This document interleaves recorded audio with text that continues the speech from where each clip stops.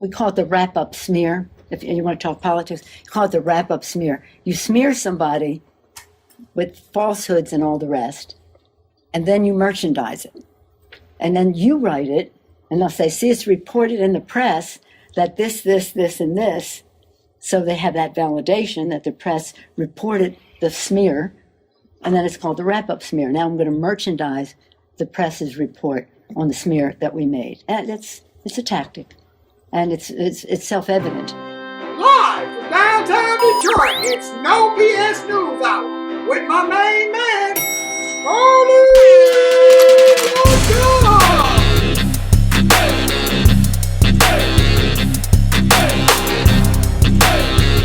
Na.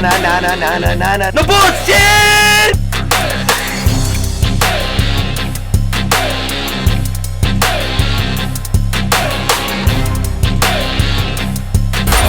It's just breaking news. No more bullshit. No more bullshit. The wrap-up smear. Nancy Pelosi in 2017 there telling you about the wrap-up smear. And why is that important? It's what comes around goes around. Yeah, well, no. She was basically telling you what they were up to. Yeah. Because what came out this week, that nobody in the media, and this whole show's what the fuck is wrong with the media? You are culpable in a wrap-up smear. She explained how it works. You come up with some bullshit, you plan it to the press. Once the press publishes it, you point to the press and go, see, it's true. It's true. It's validation. Yep. Even though we set it up. And most of the big media did it, and it was the big Russian hoax. It was. I don't care if you're left or right. You got to be pissed about what they've done to us and what they've done to this country. The Durham report, 4 years in the making, noted that the FBI received intelligence in 2016 that Hillary Clinton approved a plan to smear Donald Trump by stirring up a fake scandal, claiming interference with and by the Russian security services, specifically one that involved tying him to Putin and the Russians, hacking of the DNC's emails. Wow. The reason she wanted to do that was to distract the public from her own email deletion and server scandal, because it was hurting her. And in this report, it says they stopped investigating her 4 months before the election. I don't know why. Yeah. I don't know why. And they informed her each step of the way, called defensive intelligence. So Hillary might know what was going on against her. They offered no such thing to Trump. In fact, President Obama, Vice President Biden, Attorney General Loretta Lynch, FBI Director James Comey were personally briefed on Clinton's plans by then Director of the CIA, John Brennan. The Clinton plan, as it was known, was obtained by the FBI simultaneously as it was relying on that famous Steele dossier, which is a discredited report of lurid details of Trump and hookers urinating on him in Moscow. Remember that? Yeah. It was all fake.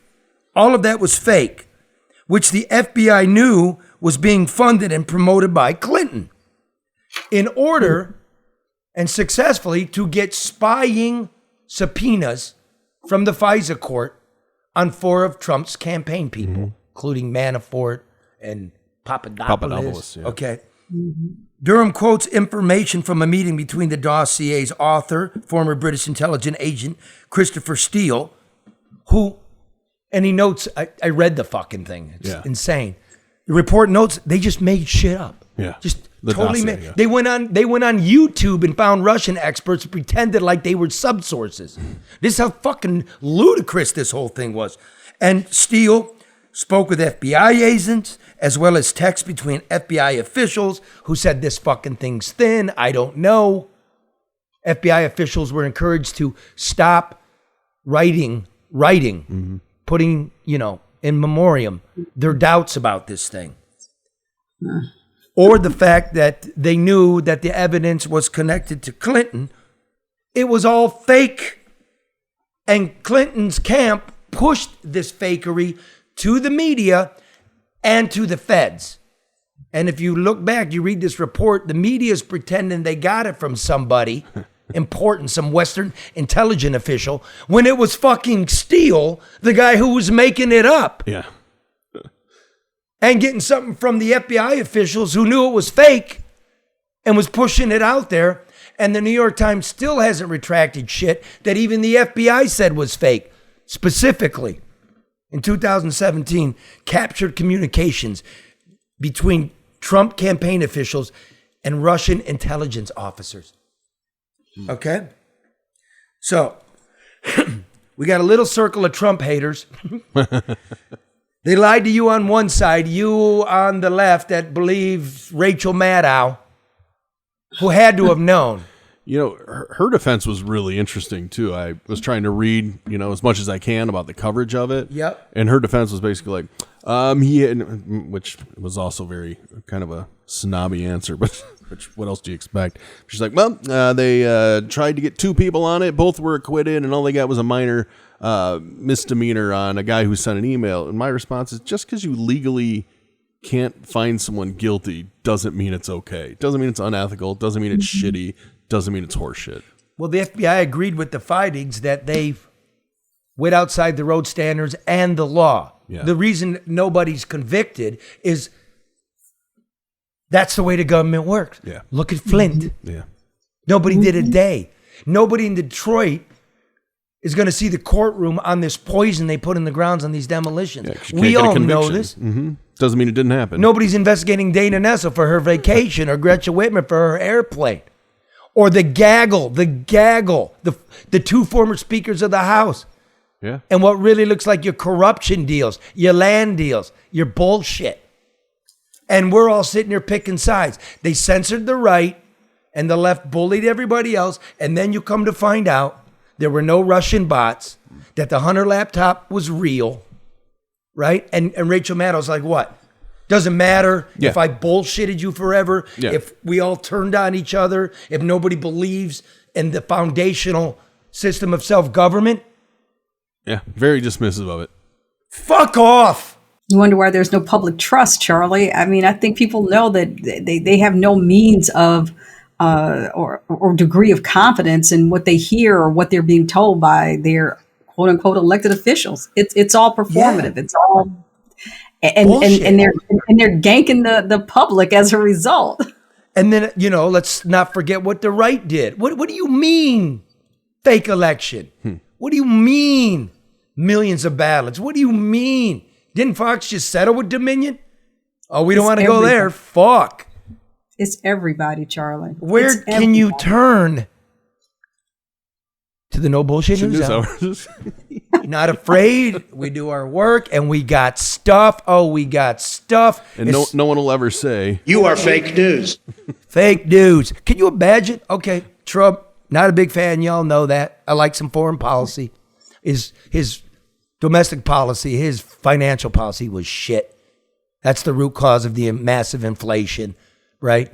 And the tax cuts went to the rich. We all know that now. We told you that. Come on, man. Come on. You are fake news. Could you imagine how this shit would drive him wild? Sure.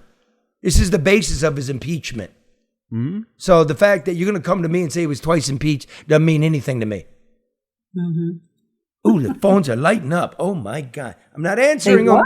I don't know how, so I'm not going to. I'm pressing them. I can't hear you. Bernie, man, get back here and help me, Bernie. Anyway, that last call was brought to you by Hall Financial. The spring buying season's here. Oh, by the way, interest rates are down. Yeah. Mm-hmm. And the housing stock's loosening up. Yeah. But they expect it to turn. Read that today. Really? Because I was thinking about Hall, and I'm like, what's going on? Turn in what way? Just well, the spring? Oh, yeah. Over the last a few months, sales have been down, right?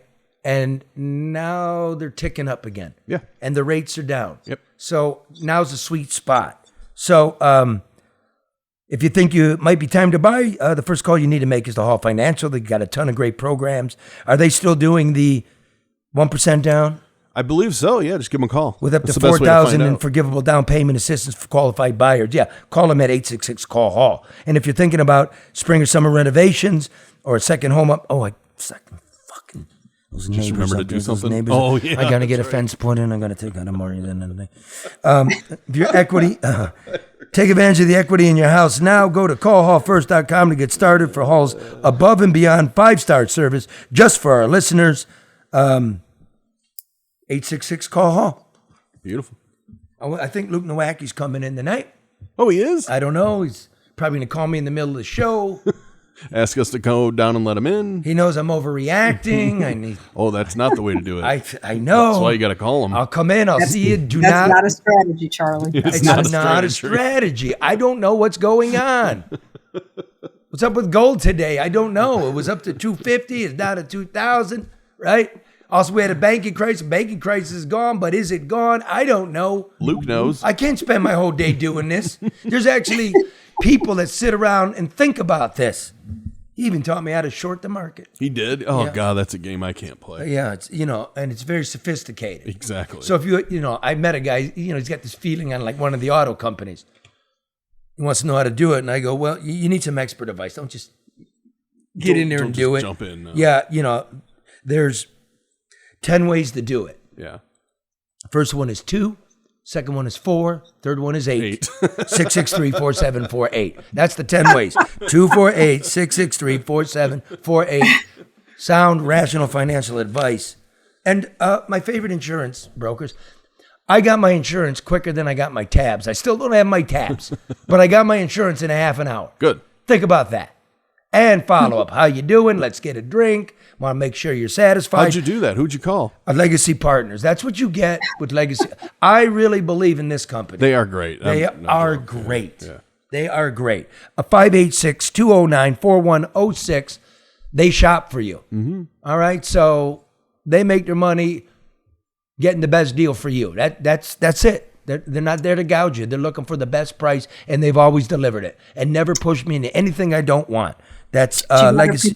Customer service, Charlie. I was saying you got to appreciate. I mean, for me, that was the thing. Like, you expect somebody to call you back. You expect them, if you're going to email you information, for them to do so. Their follow up was spot on. See, that's Cara Dubas, ladies and gentlemen. No, seriously. That is true. That is 586-209-4106. Did they save you money, Mark? Yes. Did they save you money, Karen? Well, Just I can say say no. yeah. No. I can say this because they said no. Once they brought me something different, then my agent was able to make a better deal. So ultimately, yeah, they did. And did they get mad at you? No, they didn't. And he said, hey, if there's anything else we can do, we're here. I mean, for me, Charlie, and I'm just saying, customer service matters. You've got people that sell a service or have a talent and their business acumen sucks. So when someone is able to have some degree of customer service and business acumen, I'm satisfied already. Legacy Partners, 586-209-4106. Okay.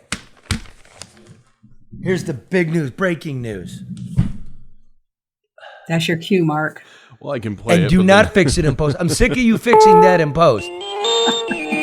Well, I didn't add something on the screen I didn't want to take down. But go ahead. As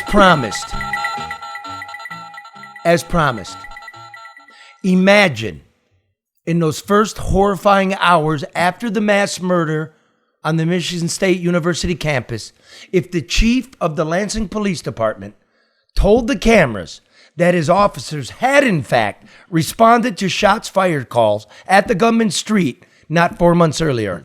Imagine if the chief told the cameras assembled from around the world that his officer did in fact drive down the street, turn around at the dead end where the gunman lived, and then drive away without ever getting out of the car, without ever knocking on a door, without ever contacting the neighbor who phoned the authorities. Can you imagine the outrage if he admitted that? Well, that's exactly what happened, according to a neighbor who called the police and the 911 dispatch call report that I have here in my hand.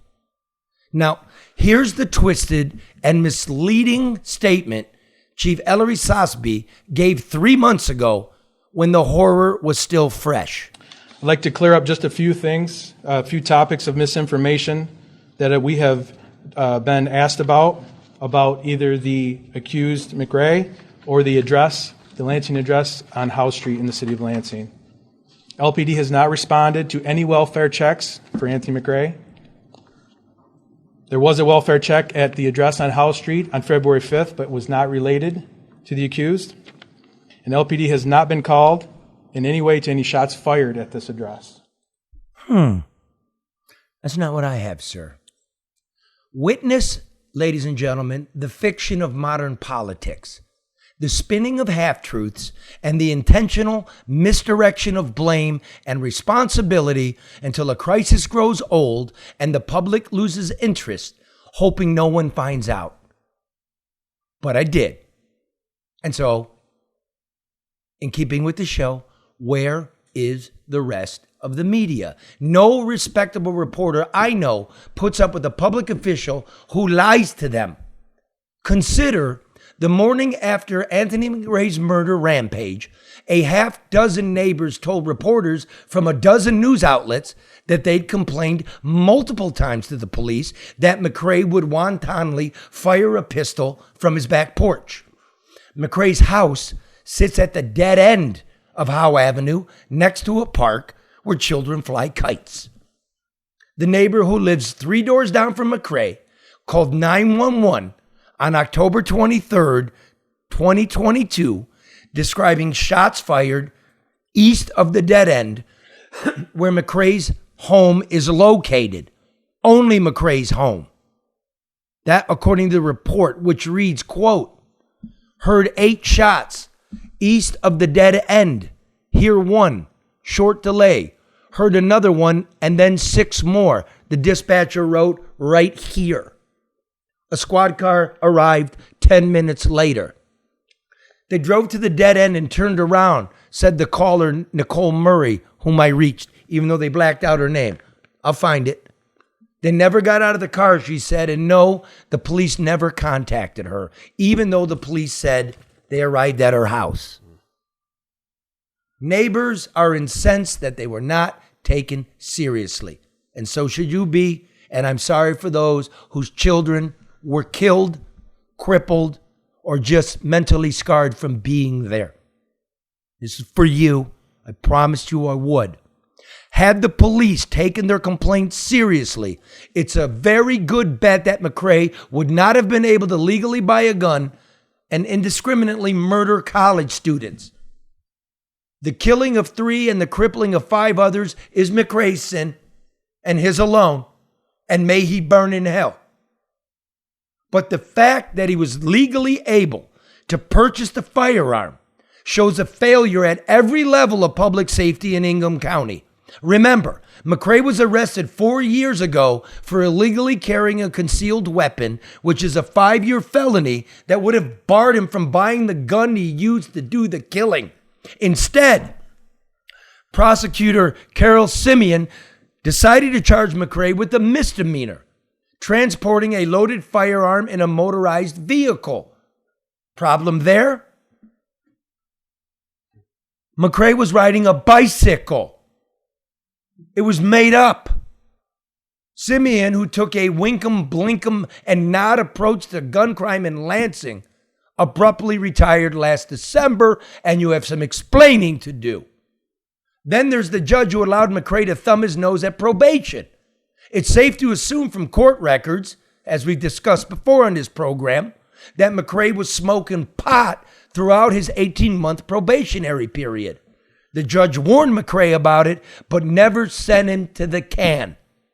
Drunk drivers who flunk breathalyzer tests during probation are treated more harshly than a man with an illegal semi-automatic. What's the use of more gun laws if the current gun laws aren't enforced? And that's the nasty little secret. Phony misdemeanor charges, perfunctory police response. The families of the dead were promised a rigorous investigation, but I doubt they'll get one. Another deceit of modern politics. It's there. Those kids deserve better, Charlie. They deserve more. Their families deserve more. And the public deserves the truth. Let's do this. We put a little video together, not a little, we put a video together about this incident and what the neighbors had to say, and I'd like to show it to you one more time, just because it's not over. How you doing? What's the word, man? You work here? The Michigan State shooting rampage did not have to be. The gunman, Anthony McRae, was known to authorities. You got any weapons on you or anything like that? Yeah. You have a weapon on you? Yeah. What do you have? 380. 380? Go ahead, put your hands behind your back real quick. I'm just going to detain you for a second, okay? Can you put your cigarette out? He was arrested for carrying a concealed pistol in 2019, which would have prevented him from buying a gun. But the prosecutor agreed to a plea deal, a misdemeanor, transporting a loaded weapon in a vehicle. But McRae didn't have a car. He had a bicycle. The charge was a fabrication to push the case through the system. Ingham County, home of state government and Michigan State University, isn't serious about gun laws. The self-described progressive prosecutor has moved on. He's now a state judge. There have been 81 mass shootings in America since MSU. 81. Thoughts and prayers. And then they move on. But we refuse to move on. We want answers. You know, this is an individual who, first of all, had just been removed from probation. We know that during the period of time that he was on probation, it was extended. We're still not clear on why that was. And he had this very recent weapons offense. We do so little to prevent people who are in that set of circumstances. I mean, somebody who... I'm sorry to pause that. We're still not clear. That's your attorney general who says, we want to know. And you didn't bother to find out. I had to bother to find out. And I had to pay for all the documents. Under Freedom of Information Act, this is of high public interest. And you did everything to hide it. I demand an investigation, and I demand that the media do more than sit at press conferences and wander around the neighborhood. It's not over. Let's fix things. Go ahead. having mental health issues, somebody who just had been illegally possessing a gun, and look how easy it was for him to obtain a weapon, even in the wake of all that. Again, look how easy it was. Not because we don't have background checks, because we do. It's because your friends, Madam Nessel, in Ingham County, refuse to take guns seriously. Why do I appear to be more left than you? All of a sudden it's flipped on its head that gun owners, left and right, conservative people, a lot of them, want gun laws enforced because they're dangerous. And you're not going to get rid of them. You're not doing your job. And we see what happens when they're not. Plain and simple. Play. So we went to the Ingham County Courthouse. McRae was sentenced to transporting a firearm in a vehicle, a misdemeanor. That lesser charge allowed him to later legally purchase his murder weapon. McRae was given probation and twice blew it off. He was warned by the judge, but never spent a day in jail. If he violates probation, you send him to jail, up to 2 years. They did nothing. There was a welfare check at the address on Howe Street on February 5th, but was not related to the accused. And LPD has not been called in any way to any shots fired at this address. We now know the frat house of Lansing politics like in any way. Well, here's a way you were. Heard 8 shots east of here, east of the dead end on Howe Avenue. That's a way. Come out of your hole. I called, you're all running. That pisses me off. Likes to play with words. A bicycle is a car. Jail is just an abstract. And gunshots aren't shots at all if cops don't write it down.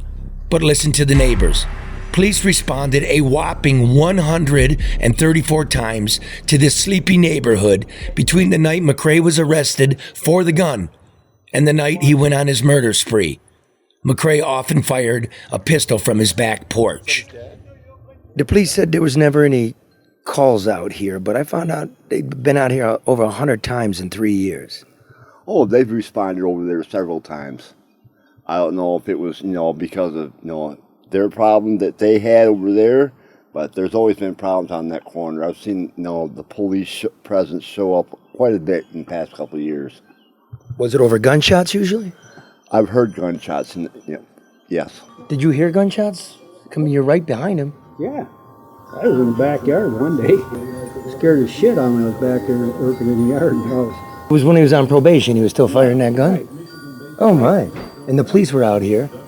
2 or 3 times I seen him come down right after that. He shot one of the police was there.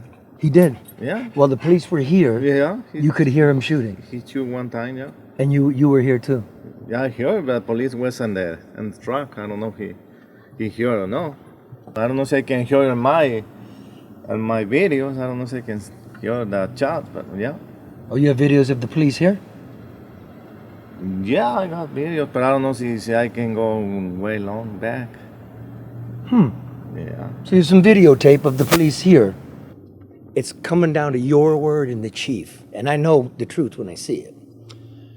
Freedom of Information Act cost me $1,000. I want every call to service in the last 44 months. You know how many there were? 134. For over here? This house, just the houses around it only. They're using the house, like saying there was no calls to the actual house, it was to the area. So, you know what I mean? They're using that as an excuse that wasn't for that issue. But for the gunshots. Obviously it was. Just nobody could pinpoint the house. So. But I talked to a few neighbors, they're like, yeah, no, it's that house. Right. That's why I have to, I'm doing it for you. Happy Easter. I'll do it. That's $1,000 out of my pocket. You got this guy's name in the report? You got this house address in that report? There was a cop at the bottom of your driveway, right? Yeah. The end of the road there. You didn't have the address. Oh, come on. Yeah. They just said it was the end of the road. We got a call to the end of the road, right? And then nobody pointed, hey, it's right back there? Well, that's what Francisco just said. Right. I was right here, there. He was popping off. Yeah. Yeah? Francisco was out there when he seen the cop and heard the gunshot, so. But no reports. So one more time, you would hear gunshots. Everybody in the neighborhood would hear gunshots. The police would be here. So when you hear the chief of police saying, we never responded to shots fired. I would say that's false. They called it something else, but they responded to him popping that gun. Of course. So what did you think when you're watching the news and you hear the chief say, no, we didn't ever. You know, it's like calling everybody liars. Are you a liar? No, that's what I'm saying. That's what pissed me off about that. Like nobody even reported it. So here's one that could have been stopped. We found McRae's father at home. He didn't want to speak directly to camera, but he told us he didn't know his son was sick. He raised him the best he could. Mr. McRae, did you ever let the police know that he had a weapon? I don't know what my son had. I raised him and feed him. I didn't know he had a damn gun at all. I wasn't raising him. You do the best you can as a dad. When they leave the door, you don't know what's on their mind to do. I know. You know what I mean? I raised him in church. I got him good, took care of him, 3 good kids in church. But the question remains, why didn't the authorities do as best they could? Well, what do we do next, Karen? This can't stand. That's what I was going to ask, Charlie. So what now? I asked you have to answer. Well, great minds think alike. I was thinking the same thing. I mean, because we keep seeing, failures at the prosecutorial level in so many cases that, end up just repeating themselves in terms of the crime or criminal behavior. I don't know. I mean, what are we going to do? What are we going to do with these bozos up there? The ones that didn't protect their kids. The ones that are bullshitting us, right? And hiding behind some warmer, fuzzier world. What? That's a good question. Well, you could be sure, now that I know, and those neighbors, you see, they got no respect. Yeah. They got no respect. This could have been prevented. It's so clear those neighbors want to tell that story too. They did tell the story. Only to you. I mean, Charlie was the only one who asked. That's what I mean. No, a lot of us asked. Nobody went back and back and back.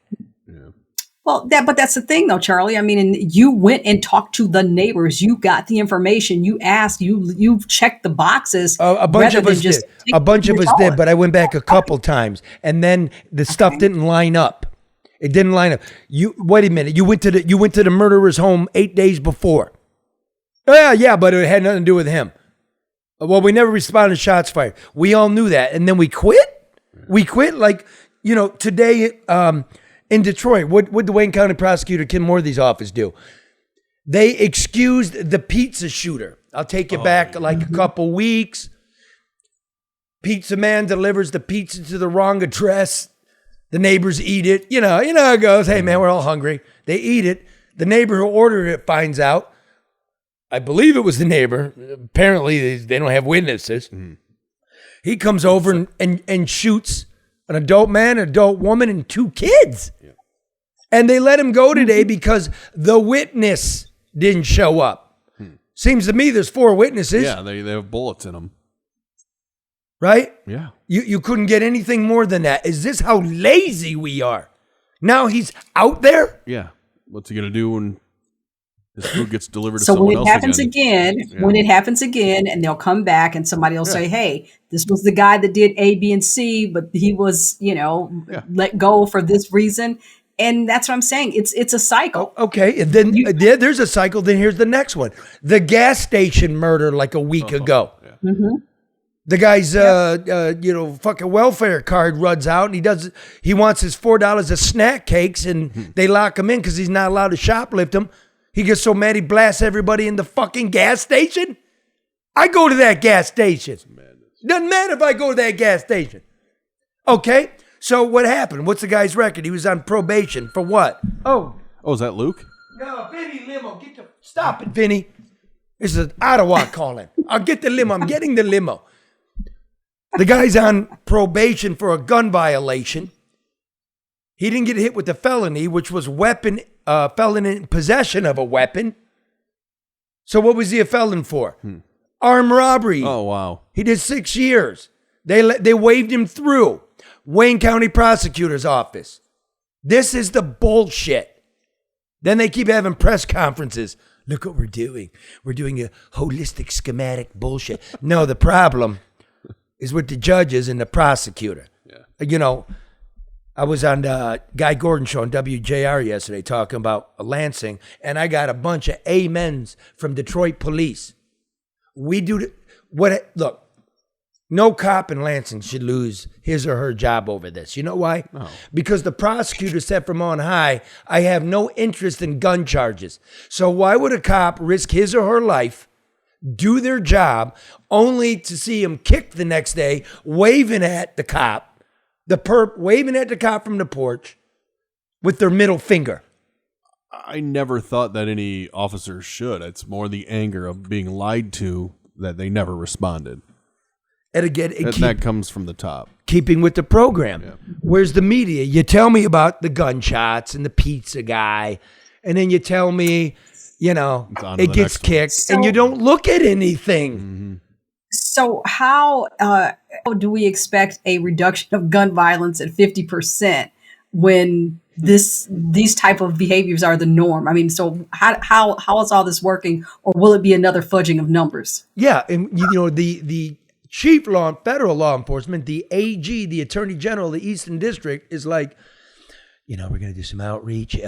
Here's our plan. We're actually going to visit parolees' homes to see if they have a gun. You're supposed to be doing that. That's part of the fucking job. That's a kind of a smooth move, telling us what you're supposed to be doing and acting like it's new. And then the fake-ass mayor talk about, I expect gun violence to go down, just like you expect population to grow. Just say it and it's going to happen. And then calling everybody a clown because they're not giving you the answer they want. It's because you stink, dude. It's a failure. The buildings aren't getting built. The crime's been going up. People are moving out. And the only thing you can point to is I got a bunch of empty buildings and all my cronies got hooked up. That's pretty much what I'm going to write in my next book. And believe me, that book's going to last, just like this one. Which brings me to my next thing. A big part of this book is the death of Walt Harris, a longtime firefighter in this city. I got to know him. I would call him my friend, but I don't want to seem like I am leaning one way or another. He died in an arson fire. The guy that owned the home got sent to prison for 30 years for commissioning the arson. That's second-degree murder, man. Okay, but now, I got to just say it, Channel 4, Devin Skillion does a report. The arsonist's mother, who's got some money, who spent $300,000 trying to get the guy out, does a report that he was wrongly convicted. Now, I never saw Devin in the courtroom. I never saw Bill Proctor, the investigator that the mother hired, according to the Metro Times, who's the secondary character interviewed here. Meanwhile, no prosecutor, none of the police were ever talked to, nor was the guy who set the fire. They don't have the arson reports. But I want to go through this because this is one of the biggest murder trials since I've been back to Detroit. And you like you said, you were there, right? You were for the whole trial? Yes. Yeah. It's in this book called Detroit, an American Autopsy. Yeah. All right, so let's go through this. It's important to me. If you want to tune out, go ahead, but I wouldn't. It's the anatomy of some bullshit. Maxine Willis loves to talk about her son. Smart, dynamic, passionate, driven, everything good except his address, which is currently the Saginaw Correctional And his Facility. charge, murder. When a person is incarcerated, the whole family is locked up. For more than a decade, this has been Maxine's cell, the basement that she's turned into an evidence room. Anything to do with the report. Mario Willis is serving a 30-year sentence for second-degree murder, convicted of arranging an arson that killed a beloved Detroit firefighter. Walter Harris, at 37, lost his life doing a job he loves. It's been 15 years since the night Walter Harris lost his life, a night that broke the heart of the Detroit Fire Department. The right ear in there. Yeah. That's when he fell through. The central figure in the investigation was Darian Dove, a handyman Willis often hired. The night of the fire, he and a woman were using an empty house owned by Willis for a rendezvous. Dove said he started a fire with a little gasoline for them to keep warm, but he said the fire got too close to the gas can. Pause. That's what he later said. That's not what he said at trial. So if you want to be fair in this report, what he said was he got paid $20 to light a fire so some insurance could be collected. And then he was promised a truck he never got. So you might want to say that. Go ahead. The place was aflame, and he called 911. Detroit firefighters arrived and worked to extinguish the fire, but it turned to disaster when firefighter Walter Harris was killed as the ceiling collapsed on him. Harris was immensely popular, a father of 6, a 17-year veteran of the force, and the department chaplain. And it's going to be hard to go through a day here without hearing his laugh and seeing him smile. Excuse me. When a first responder is lost, understandably, the investigation intensifies. Pause. Dove says he was pressured. It didn't intensify, Devin. What happened was it moldered, and I put a story in the newspaper that it moldered. And then the city tried to take my job and tried to take the job of the detective who was so overworked. So no, it took months. Continue. To change his story to say it wasn't an accident. Bill Proctor is the longtime Detroit reporter who now works on innocence appeals. I think it's criminal here that someone with a badge, someone with authority, convinced someone to lie. Eventually, Dove did change his story and told police Willis paid him $20 to burn the place down. Hold up. Why then? That's not as I remember it. What it was, let me give you how this happened. They arrested Dove, the handyman, and he gave a confession, but there was something wrong with the Miranda rights. When they read the Miranda rights to him, They said, you have a right to an attorney. And then he said, I might need one of those. And they continued on. And then when the prosecutors were listening to the interrogation the next day, they're like, we don't have trouble with that. Not only which judge we draw, but that's grounds for appeal, right? You violate his Miranda rights. Clearly, yeah. So if you want to dig and do such a story, what happened was one of the detectives, they released him. He's not in custody. He's not confined. He's not in any way bullied by the law.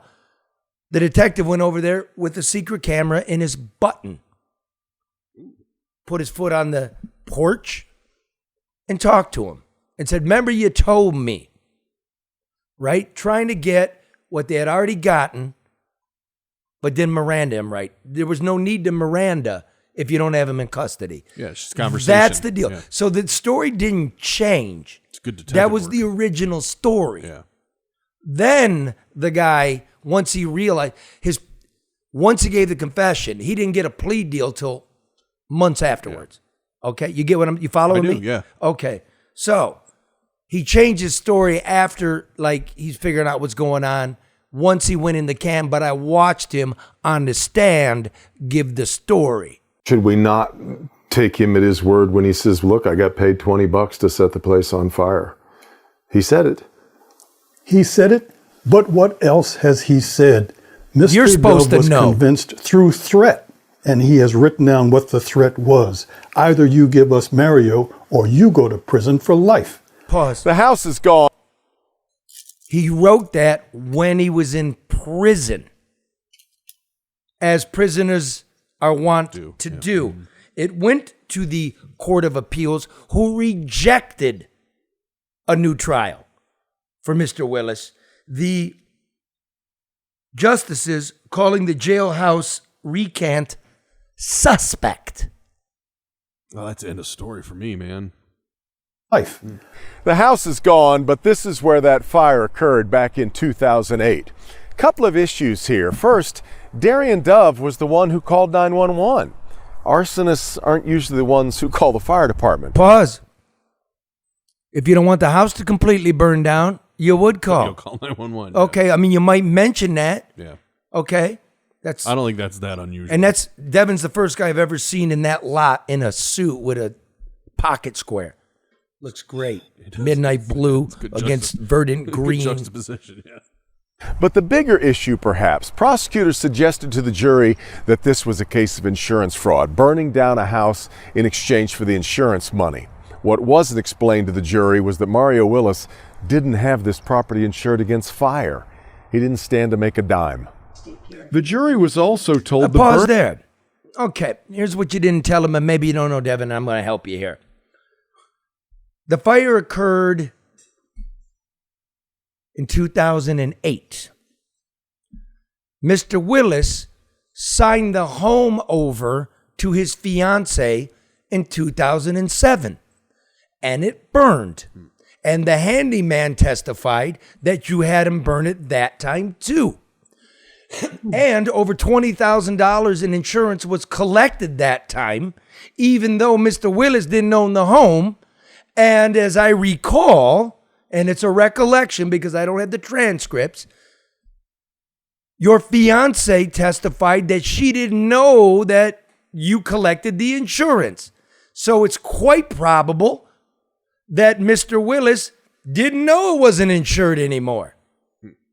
Because the wife, fiance, certainly didn't know insurance was collected, if I recall correctly. And I did call the former prosecutor. So you might want to put that one in. Pattern suggested arson, but a later forensic study supported the accident theory. Pause. Whose forensic study? Who paid for it? Later. It comes later after the original arson report. What you should know is nobody, the Metro Times that wrote about it, not Devin Skillion, not me, have the original arson reports. But I sat there and listened to the arson expert. Now, I'm not saying there aren't questions. That's fine, right? Yeah. This is American justice. But if you're going to try it through the media, you got to remember something. The handyman got about 2-3 years left on his bid. Yeah. They never talked to him. He won't talk to anybody. He's got 2 years left. 2-3 years, and that's the end of it for Mr. Willis. So now we're going to the public. Yeah. So if you're going to do it properly. Please continue. Also, in court, the prosecution said that Mario did not offer an alibi. But this video has come to light of Mario being interviewed by the arson team. I remember you told me when I was at dinner. Yeah, it was that date night. Yeah, right. Okay. This interview was conducted 7 months before the trial, but it was never disclosed to Mario's defense counsel. While Maxine and I sat... Ho, now. You might not know this, but you should probably know this, that Mr. Willis's wife testified about the alibi, so there was the alibi. The alibi was, we went out for date night, right? Had some dinner, we went home about 12:30. Mario went out for cigarettes, some clove cigarettes to be exact. Now, Mario came home apparently, and she would have known if Mario had left because they got a house alarm system. Except there's a problem. Mario's phone is tracked calling the handyman at about 4 a.m, and the cell phone towers ping it across the street from the fire. So either he was calling from the pillow, but somehow a reflective mirror put it over on the east side and not Farmington. You understand what I'm saying? It was across the street. What was across the street? A gas station, and there's some footage of a truck that's been modified, right? Enhanced, yeah. Enhanced, modified, headlights, jacked up rear. Oh, the car. Okay, I thought you had the video. Yeah, that matches his. Oh, interesting. Okay, what are the odds? So nowhere in this report am I hearing anything as if you had read the appellate court's decision, 20-page decision. I read it 3 times yesterday. You're not mentioning cell phone records in this report, nor did you mention them in the Metro Times story. Again, there may be some valid reasons here, but you're cherry picking. Yeah. Let's continue. The phone rang. It was Mario calling from prison. Mario just happened to be calling while the news media was there. Was it Darian Dove, the guy whose testimony put him in the can? No, just Mario happened to call. What are the odds? Clearly, there were some mistakes in the prosecution, but clearly there were some pretty glaring mistakes in your defense too, right? Oh, yes, sir. Yes, sir. Pause. Not according to the appellate court. We'll move on. Unfortunately, my trial attorney, he felt like his exact words to me, Mario, this is going to be a formality at best. In fact, during Mario's appeal, his attorney pointed to several instances of ineffective assistance by his trial lawyer. Now, Mario knows it is hardly unusual for an inmate to proclaim his innocence. You're right. Everyone, when I came in here, I said, oh my God, everybody's innocent. No one did. Time. Pause. Devin just said it's hardly unusual for an inmate to proclaim his innocence. So half of this thing here is the guy that put Mario in prison tried to proclaim his innocence, about 10 years ago, and hadn't said boo since. So come on, that's what the appellate court said. So I said, okay, we have to show this through evidence. Just as I talked to you, sir, I would compel you to look through everything. That's fairly easy thanks to Maxine's exhaustive work in her home and online. She sees a lot of similarities in Mario and Walter Harris. In fact, it's hard to miss. And her heart breaks for Harris's... Hey, what? That's crass. I don't like that. Okay, the man on the left is accused of murdering the man on the right, and we're doing some treacly shit. It's hard to miss the comparison. Yeah. Does anybody in this room agree with doing something like that? No. What is this? No. Some ham-handed... What's with the heartstring pulling? Like, don't do that. Yeah. That's bad. Oh, my God. Wife Siri. Well, you picked this one. Quoted saying that if there's been anything hidden, any wrongdoing, any egos involved, it needs to come out. So we're both looking for the same thing, the truth. The jury didn't hear the whole thing. The jury never understood that this was an accident because they had so many people in government telling them, no, this was a conspiracy. Are you going to tell the public They she's lied. paying you? What's that? Say that again. Is he going to tell, well, this according to Metro Times, Bill, that the woman that's being profiled here is paying you $300,000 for this investigation, pretty germane. plus the lawyer. Yeah. Y'all want to call me? We can discuss. I was there. I don't remember you people. Conspiracy. They lied. They manipulated the truth. They sent 2 innocent men to prison. This should not be. Wow.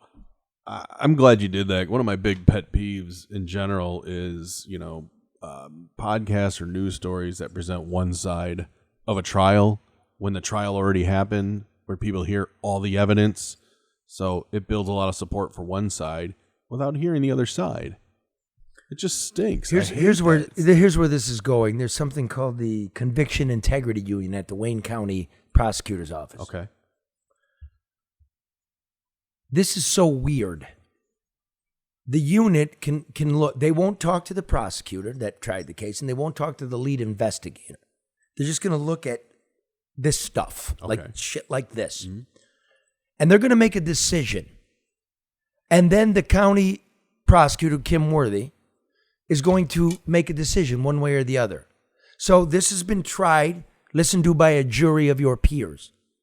It was overseen by a circuit court judge. He exhausted his appeals at the appellate level. Yeah. And now we're going to go, there's something that exists that can erase beyond that American jurisprudence. That's horseshit. Okay, again, there could be some valid, like I don't have the transcripts anymore. There could be some valid points here, but to do it this way, through the media, and to leave so much shit out. Well, because the other way failed. The appeal failed. It did. So now it's a plea to the media. I got to tell you, the fact that it burned down once, what are the odds that it was an accident the second time? Well, the man was in there, fucking a streetwalker named Felicia that they've never been able to find. Yeah, it's crazy. That her name's in the back of the 911 call. Well, she might have just been at the gas station. Huh. He might have brought her along. Oh, jeez.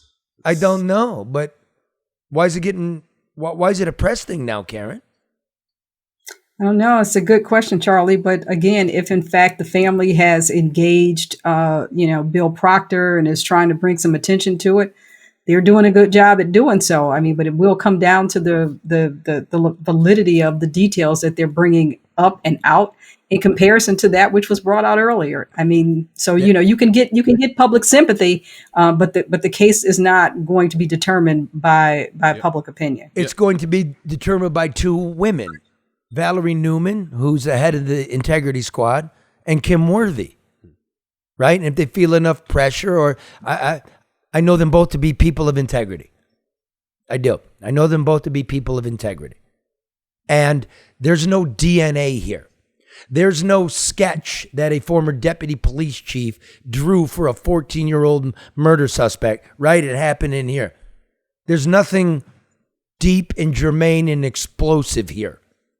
Right? Mm-hmm. This is just calling into question through the media. The courts have adjudicated. I ask you, ladies, please do what you think is right. And I think I know what's right. And I'll leave it at that. Again, everybody's entitled to their day in court and their appeals process. But so much is left out. And try this book. I don't get any money off it anymore. Whatever. It's not that. Book. Try this book. It's in there. And the outrage of that time. That's a picture of Walt right there. Yeah. I might have been there. This whole town was fucking burning. I just don't want people to forget about that. Right? A good man died That doing his job. That was a huge loss to the city. Yes. I remember that. It was huge. And I will say, yes, everybody says that, right? The circumstances of his death. Mm-hmm. Again, if you show me something real and new, again, I want to say this, cell phone records. Yeah. Cell phone records. Stuff's been left out of that report that is so cockamamie to try to explain that. And here what else is cockamamie. Here's another, what's up with the fucking media? Dana Nessel took what do you call that? what do you call this? Super riche vacation. Super riche?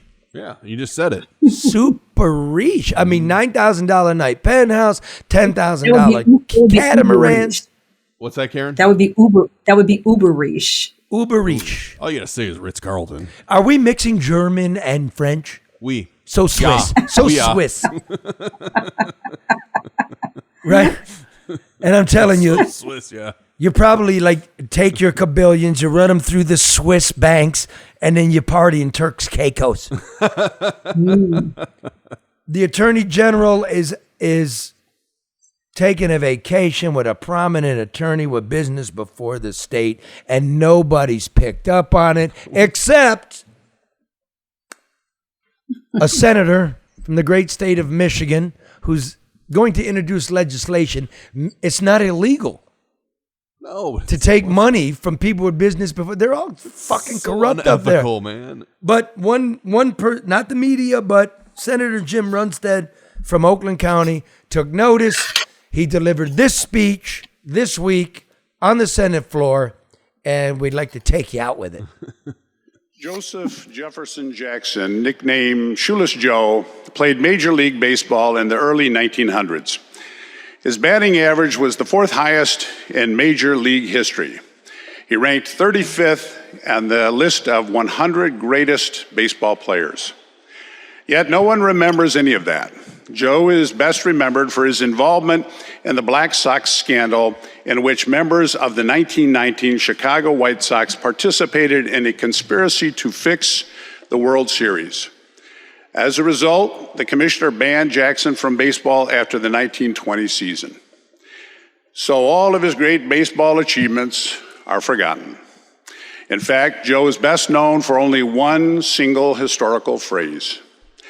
The Chicago Daily News wrote in a headline, "Say it ain't so, Joe," attributed to a child outside the courthouse when Jackson left the criminal court building. Several hundred youngsters were waiting for a glimpse of their shoeless Joe. One child stepped up and, grabbing Joe's coat sleeve, said, "It ain't true, is it, Joe? Say it ain't so, Joe." Joe replied, "Kid, yes, I'm afraid it is."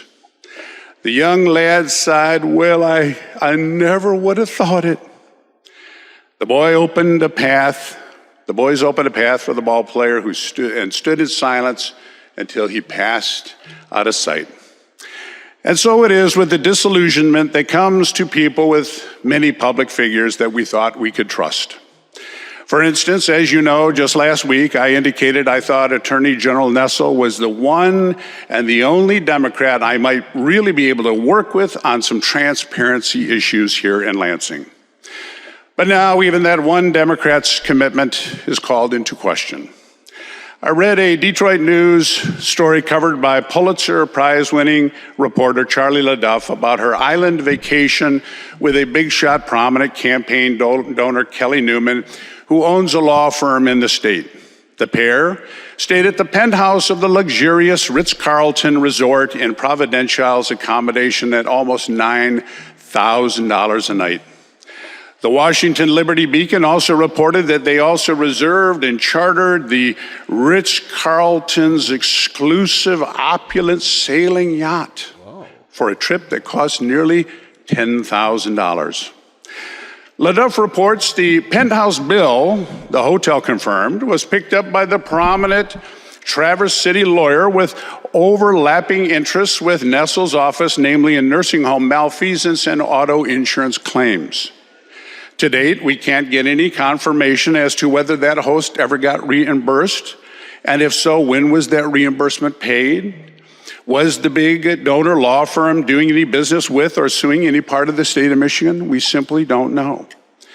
So in the end, just like that poor disillusioned kid who had worshiped Shoeless Joe, we can just now imagine a little girl, a budding future attorney who worships Attorney Nessel, approach her and say, "Attorney General Dana Nessel, tell me it's not true you were aboard the sailing vessel." Nessel, say it ain't so. Nessel, say you weren't aboard the vessel. And from what's been reported so far, almost 2 weeks old, not refuted, the Attorney General would simply have to lean over and say, yes, kid, I'm sorry to break it to you. It's true. Attorney General Nessel was aboard the vessel. Then we can all just imagine that little child staggering away, teary-eyed, muttering, I never thought it would happen. But that little girl would be relieved to hear that the Democrats can join me in ending this problem. For I have a bill that we will introduce very soon on the floor requiring disclosure of any money that nonprofits and other entities that are not officially registered to lobby must disclose regarding any travel or hotel stays that could be used to create influence. I welcome the Democrats' support of this bill. I tell you what, all you up on the hill, vote for this bill. Why wouldn't we have such a law? Why don't we have it Because anyway? they don't want one. I'm surprised to learn that you can just take gifts. Mm-hmm. Okay, now here's the thing here. Yeah, Mark, that's terrible. I know. Well, I can only get in so I can only get in. Okay, so right there. close. Anyway, so here's the thing. And put it. Is it up? Yeah, it was up there. Yeah. Okay, so here's the thing. Nessa was out of the office, according to the email. She was going to Turks and Caicos the morning of the 24th, which is a Friday, and she didn't get back. You didn't see her in Michigan until March 30th, and it's confirmed by the big lawyer that she invited Nessel to Turks and Caicos, but she paid. We like to see that she paid.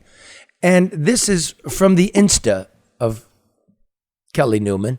This is aboard the Sweet Catamaran, right? Dated March 27th. Now, I'm assuming Dana Nessel wasn't left in the penthouse with her wife, that they were invited onto the boat. That would be tacky. Yeah. Like, we're rich and you're not, and we're going on the catamaran. Yeah, they're better friends you, than that. You don't get to do it. So we don't know for sure because Nessa doesn't talk. She's hiding in her badger hole. If she was on the catamaran. But Mark, if you could start zooming in to the skipper's one-way glasses. Do you see those reflective glasses? If you look to the lens on our left, do you see the brunette reflecting off of his... Mark, it's too much in. Okay. You're ruining it. You're ruining the whole bit. I'm trying. I mean, we'll fix it in post. There is a brunette there wearing the hair in the style of Nessel. I'm not saying in any way that's evidence, but I'm watching. And you're going to have to tell us, and you're going to have to show us the bill where you're on the catamaran. What are you doing, Mark? I wanted to show Yeah, now you can see it. I mean, you can see it when he backs away. It's too close. Yeah. No, now he's too far out. It's just dark space. And just I'm get in I'm there. experimenting. Right there. There you go. Left lens, lower right, right in there. You got some splaining to do, madam. Because now what you've done, just going to explain how I work my attorney general office. You told the people you paid. So all that's left is show us the bill. Show us the cash Sounds check. familiar. Show it. Show it. And that's the program, ladies and gentlemen. We own it. No fake news here, Karen. No fake anything. Love you. Love you too. Oh, we got big news on Monday. Maybe. There may be some big changes to the show. Uh-oh. You might have to get cable. Or maybe not. Well, you got to tune in to find out. Stay tuned. Thanks for joining us. And give us a like. Give us a comment. We read them. Jeremiah, were you commenting back and forth with the people tonight? If you're seeing something from my account, it's Jeremiah. It's a new brother to the show. He's handling all the interaction. We go over it. I'm doing it on Facebook, so Charlie. Oh, beautiful. That's not Jeremiah. I'm We're responding. trying. It's a Yeah, lot. we are. It's a lot to do. Since what's up with the media? Why wouldn't none of them do it? Okay, some of you. Just keep a sense of humor, man. Don't be mean. And God bless Walt Harris. All that paid. Doesn't just get to go away. In a 5-minute report at 5:30. No fucking way. And all you police and fire that do it the right way, respect. All the hardworking people of America, respect. All the liberals out there, respect. All the conservatives out there, my mom's your leader. For all you pet lovers, pick up after Bowser. For all you cat lovers, I'll see you in kitty heaven. Good night.